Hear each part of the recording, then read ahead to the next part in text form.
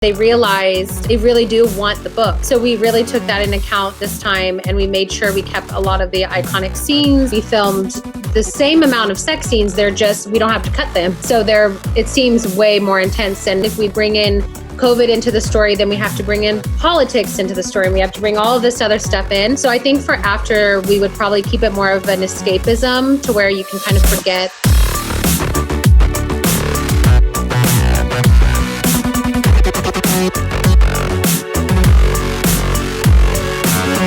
Anna. Hi.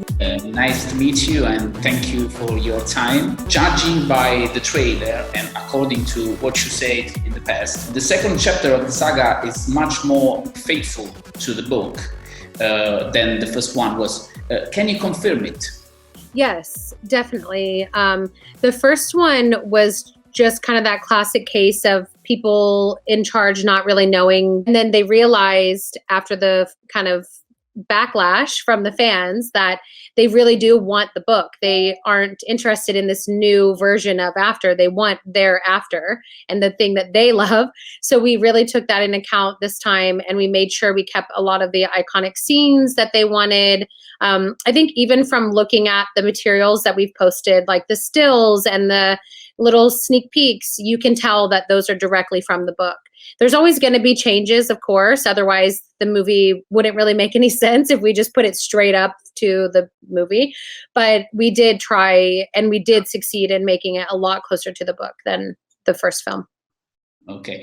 Something I noticed, and many fans too, is about the character of Zed, that in this film I think is less relevant than Trevor, despite from the book. Why did you choose to make this change about the screenwrite?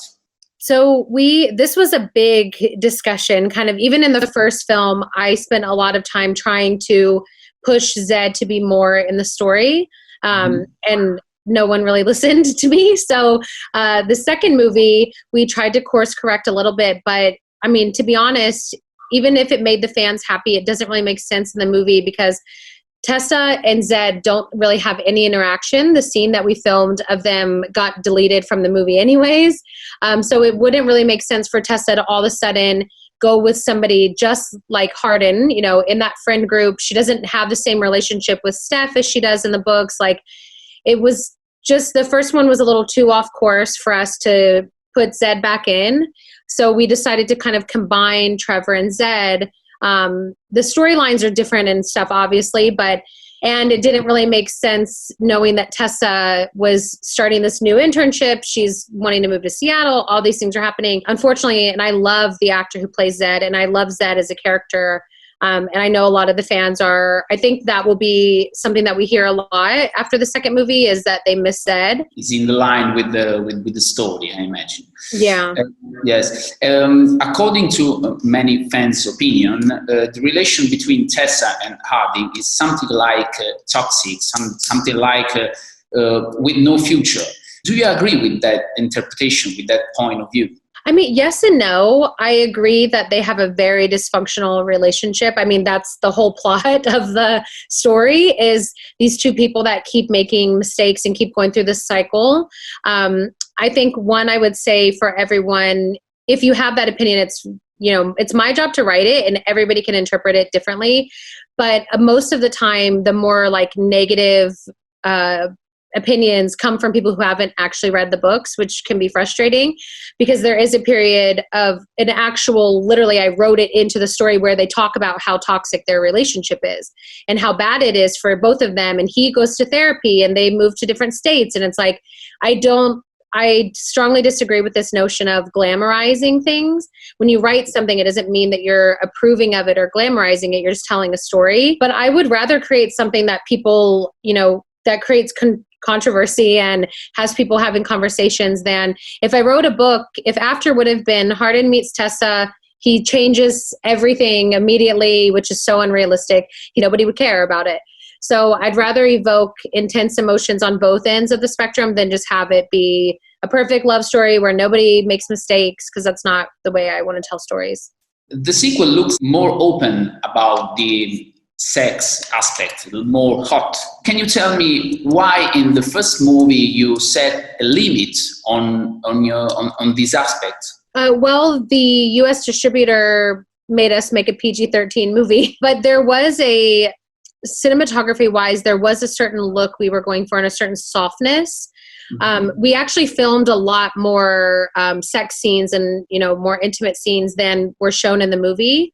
The first one, we had to cut a lot down because of the rating. And the second one, we filmed the same amount of sex scenes. We don't have to cut them.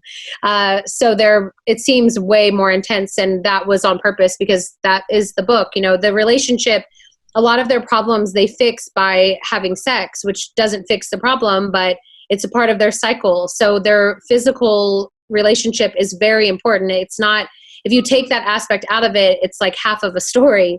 So for me, I fought pretty hard to make sure that the next one would be rated R, not only for sex scenes, but just to show a more intimate, real version of these people. It's just the natural evolution of a relationship. Yes, exactly. It does a disservice to young people and older people, but especially young generations if we're making sex like this shameful, secretive thing for young girls when in reality it's a natural part of life and they shouldn't feel shame. They should feel empowered and they should feel curious, and it's okay to be curious. A movie is the fruit of a co-working team. As the author of the book, is there anything you thought was indispensable and been obliged to cut off the film? Not necessarily for the second one, but there is a scene that I had a very different opinion for the ice skating scene of what it should be. And it was really one of the only times that we really creatively butt heads, because in my head it was just so different. But again, it is a collaboration, and I have only made 2 movies, so my answer is not always the best answer. But for that scene, it was one of those things where it is very different from the book, so I was like pushed really hard. But at the end of the day, it's just one scene in the movie, so the director kind of did his thing for that scene, and we'll see how the fans react. But that's probably the only one that I really was more like upset about. I want to ask you something about your story. Your success arrived when you were very young, thanks to a social platform. And I think this dispels many prejudice about the idea that books are something related to the past. Do you feel that you can be a source of inspiration for the people who love writing? I hope so, yeah. I mean, even my own readers I know hundreds of them that have written something now, and I get emails from random people saying, even if they're not a big fan of me, just my story and how they realize that publishing has a lot of closed doors, and I'm trying to kick those doors down, not only for me, but for other people. So I hope that I not only change the prejudice of books being a thing in the past, but also who can write books, because I don't care if you're a 15-year-old girl sitting in Cuba on your laptop writing a book, you're still a writer. It doesn't mean you're any less than a writer than a 45-year-old man with a master's degree in creative writing. It's writers are writers, and singers are singers, and artists are artists, and all of these lines that the past has created and all these doors just need to be taken off the hinges. Last question. The books and movie predate the COVID. Are you thinking of adapting the story by adding this new element to avoid the risk of telling a world that no longer exists? I don't think we'll have the characters because of the time that it kind of is written in. It's pre all of this. And if we bring in COVID into the story, then we have to bring in politics into the story, and we have to bring all of this other stuff in. So I think for after, we would probably keep it more of an escapism to where you can kind of forget for, an hour and a half what's happening. But I know for my future books I'm working on, I've but I feel like it makes more sense to add COVID into it. And, the world is completely different than it was, 7 months ago. So last thing about the third chapter. What can you tell me about that? I can't really tell you anything, but I can say that the more people that support the movies and the more, buzz around it, the better for all of us. But just stay tuned and see what we're up to.